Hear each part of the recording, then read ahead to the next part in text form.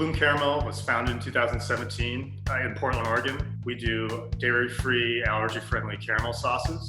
Bloom was started really to kind of fulfill my desire to rely a lot less on dairy products. I think a lot of people don't realize that a traditional caramel might have milk or cream or even butter. So promoting a product that had coconut milk, organic sugar was really important. So we do 4 unique flavors of caramel. We have classic vanilla, which uses organic vanilla extract. We do a salted, which has Oregon sea salt, just perfect balance of sweet and savory. We do a cardamom caramel, which is this really lovely spice that adds this almost like chai-like quality to the flavor.